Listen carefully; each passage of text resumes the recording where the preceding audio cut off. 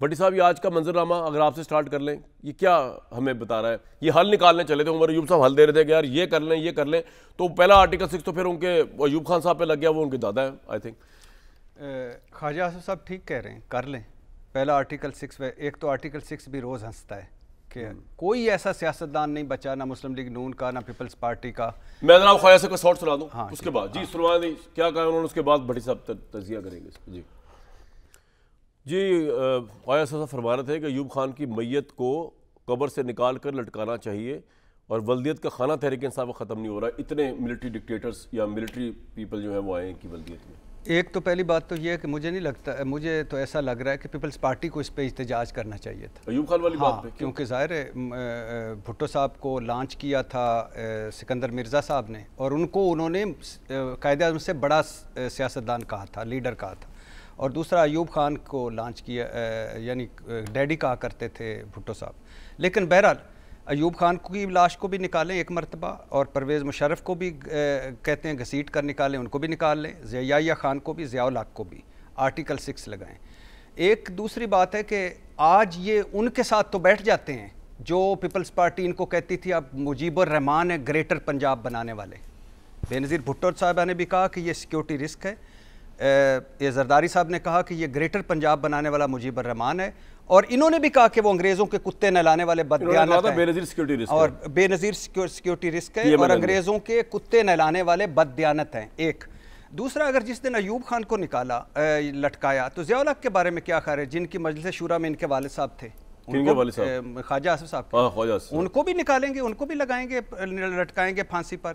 اور پھر جن کی پیداوار ہے نواز شریف صاحب، شہباز شریف صاحب، ضیاء الحق صاحب کی، ان کو بھی لگائیں گے پھانسی پر۔ اور پھر پرویز مشرف صاحب کو بھی گھسیٹ کر لگائیں، جن کے ساتھ ڈیل کی، ڈھیلیں کی، جن سے حلف لیے، جنہوں نے آئین توڑا تھا ان سے حلف لیے۔ پھر خواجہ آصف صاحب کی یہ خوبصورت بات تھی کہ جن باجوہ کو، جن فیض حمید کو میں اسمبلی میں بلواؤں گا، کیوں نہیں بلوایا ابھی تک؟ جن باجوہ کو ٹیلی فون الیکشن کی رات کیوں کیا تھا خواجہ آصف صاحب نے؟ کیوں راتوں کے رت جگہ میں جا کے ملا کرتے تھے؟ کیوں ایکسٹینشن دینے کے لیے 8 لوگ لے اور قرآن پر حلف رکھا؟ تو آپ کہہ رہے ہیں یہ لا یعنی بحث ہے؟ نہیں لا یعنی نہیں ہے، بہت اچھی بحث ہے۔ ان چاروں کو بھی جنہوں نے مارشل لگایا ان کو بھی لگائیں، اور جو ان سے فائدے لینے والے ان پر بھی آرٹیکل 6 لگائیں، اور جو ایک دوسرے کو سیکیورٹی رسک کہتے تھے اور آج اقتدار کر رہے ہیں ان کو بھی لگائیں۔ اور دوسری بات یہ ہے کہ یہ سلسلہ روکیں کہیں ایک جگہ ساروں کی لسٹ بنائیں۔ پوائنٹ آ گیا سر، ان کو بھی اصل موضوع پہ بھی آنا ساروں کو آرٹیکل مصدق ملک صاحب، یہ ویسے لا یعنی قسم کی بحث ہے کہ نہ آرٹیکل 6 کسی پہ لگنا ہے نہ ہونا ہے۔ میرا تو خیال ہے ٹروتھ اینڈ ریکنسیلیشن نام پہ جو ہے نا ایک فورم بنا لیا جائے، جس میں سب لوگ اپنے گناہوں کا اعتراف کریں اور معافیا مانگ کے عوام کے سامنے اقرار کریں کہ آئندہ نہیں غلطی کریں گے، آگے چلیں۔ کیا خیال ہے، یہ آپ کو لگتا ہے کہ نہیں یہی سب کچھ ٹائم ویسٹ ہوتا رہے گا؟ قومی اسمبلی ہمارے پیسوں سے چلتی ہے، ٹائم ویسٹ ہوا ہے آج بھی۔ جی میں تو 100% آپ کی بات سے متفق ہوں۔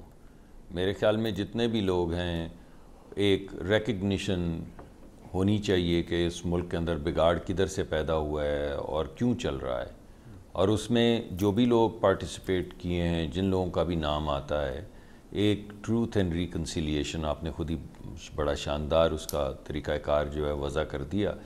یہ نواز شریف صاحب بھی بہت دیر سے کہہ رہے ہیں، تو میں یہ سمجھتا ہوں کہ کیا حرج ہے، بجائے اس کے کہ ہم ایک عجیب و غریب زبان استعمال کریں، اس میں گفتگو کریں۔ بہتر یہ ہے کہ جو ہمیں کرنے کا کام ہے وہ یہی ہے کہ پاکستان کی سیاسی تاریخ کو سامنے رکھیں، اور اس میں جس جگہ کے اوپر جھول ہے، جس جگہ پہ کوتاہیاں ہوئی ہیں، ان سب کوتاہیوں کو سامنے لایا جائے، اس پہ معافیا مانگتے جائیں، آگے نکلتے جائیں، کروائی جائے۔ میرے خیال سے ملک کیسے آگے چل سکتا ہے؟ جی معافیوں کے علاوہ ایک ڈسکشن بھی ہو نا جی، ایک ڈسکشن ہو، اور اس کے نتیجے میں جب یہ ڈسکشن ہو جائے تو ایک نیا طریقہ کار سامنے آ جائے، جس کے بعد امید یہ ہو کہ اب دوبارہ یہ ڈسکشن نہیں ہوگی، کیونکہ ہم نے اس سے جو بھی چیزیں کمپائل کی ہیں، جو بھی چیزیں سیکھی ہیں، اب آنے والے وقت میں ہم وہی والی کوتاہیاں دوبارہ نہیں کریں گے۔